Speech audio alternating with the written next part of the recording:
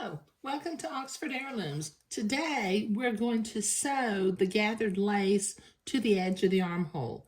But we're going to work on one armhole at a time. So I'm going to set one piece of gathered lace off to the side. Now I'm going to start down at the center bottom that we marked with a little blue mark.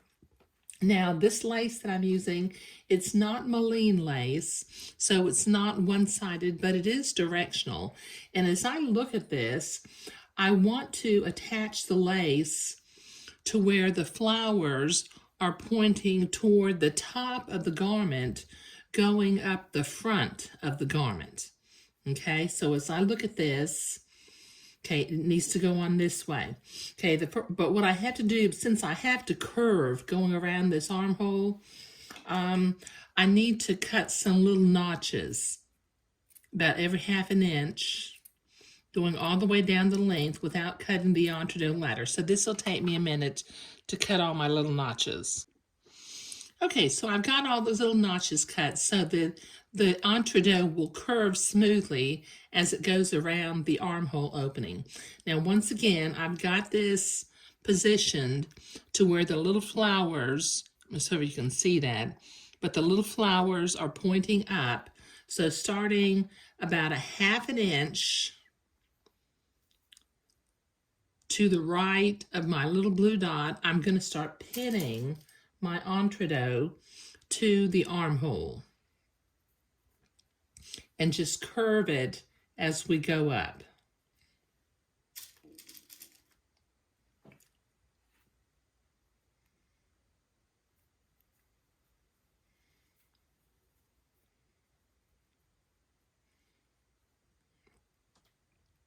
Okay, now as we get to this place where we attach the entredo to the slash, there's kind of a sharp curve, so pin it like right at the entredo and then curve it to go up.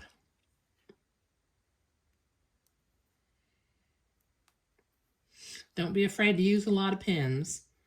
I know you'll probably think I use more pins than I should, but it's just my habit to use a lot of pins. Okay, so this is going to take me a little bit to get this pinned all the way around the armhole opening. So I'll work on that and I'll be right back. Okay, so I've got this pinned to the outside of the garment. Okay, I've got my lace oriented where the little flowers are pointing upward as it goes around the front of the arm opening. And I'll do that on the other sleeve also.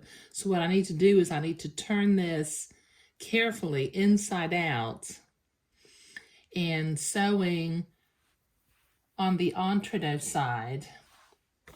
Let's see if I can zoom in over here. I'm going to, using the method of attaching flat fabric to entredo, I'm going to use a straight stitch and I'm going to stitch my entredo to the sleeve opening, taking my pins out as I come to them. Lower your needle, make sure that you're right next to the entredo ladder and not piercing it. And you want to stay very close to the entredo ladder without floating away. Now I'll be going slow doing this. Now when I get to the bottom armhole opening, I overlapped my entredo by about 1 inch.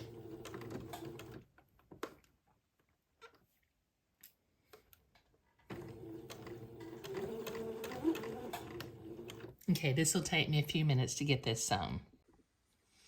Okay, I've got that sewn all along the armhole opening. Now before I can turn this to the inside, and I will probably finger fold it rather than taking it to the ironing board. We notched the entredo all the way around, but we need to go back and we need to notch the batiste also. So everywhere the entredo is notched, just go back and cut a little notch, including the batiste, but without cutting your sewing thread. Okay, so this will take me a minute to do all these notches. Okay, so I've got my notches cut, and I am finger folding that excess batiste in the entredo seam to the inside of the garment. This is the nice thing about Swiss batiste, because it's 100% cotton and so thin, you can finger fold. Just finger fold it all the way around the edge of the arm opening.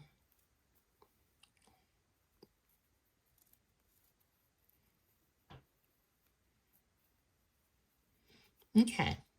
Now down here at the bottom, where my little blue mark is on the inside, I'm going to start zigzagging the entredo and the folded seam together. So let me change my machine to a zigzag, the appropriate stitch length and width for sewing entredo.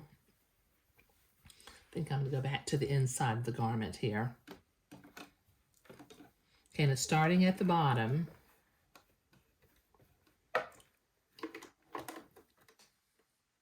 got that finger folded. I'm going to put my needle in to make sure I'm right next to the entredo ladder this time. And going in the entredo ladder when it zigzags. There we go. Okay, now very slowly, I'm going to go around the edge of the arm opening, catching the entredo ladder on the right this time and catching the folded fabric on the left. But just go slow, because you don't want to pierce your entredo ladder, and you want to keep your little batiste notches in the back of the garment or on the inside of the garment. Okay, so this will take me a minute to get around the armhole. Okay, I'm about a ½ inch away from my little blue mark at the bottom of the armhole again. So I'm going to keep zigzagging until I get to the blue mark, and then I'm going to lower my needle on the fabric side, pick up my presser foot, rotate my garment 90 degrees, and we're right there where the lace is overlapped on top of each other. So I'm going to zigzag now off of the edge of the lace and tack it down. Just kind of go backward and forward when you get to the end. Okay, great.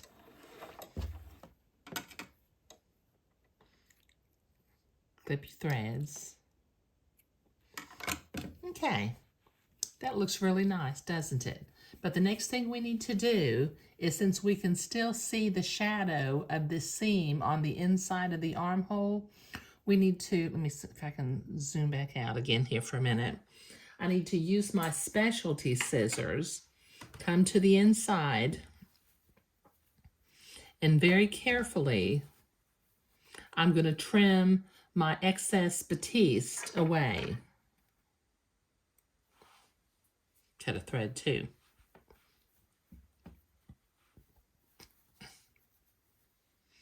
This is where these specialty scissors are just invaluable for doing this kind of work, because you don't want to cut the edge of the garment, but you do want to cut these little notches off.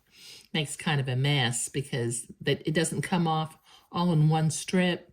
It comes off like one notch at a time.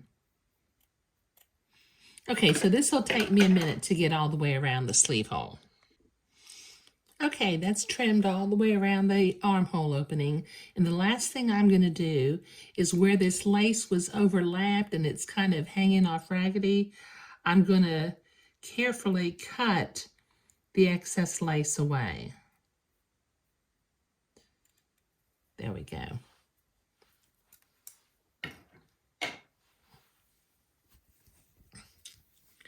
Now, doesn't that look sweet? Isn't that just a sweet little armhole opening for our little garment?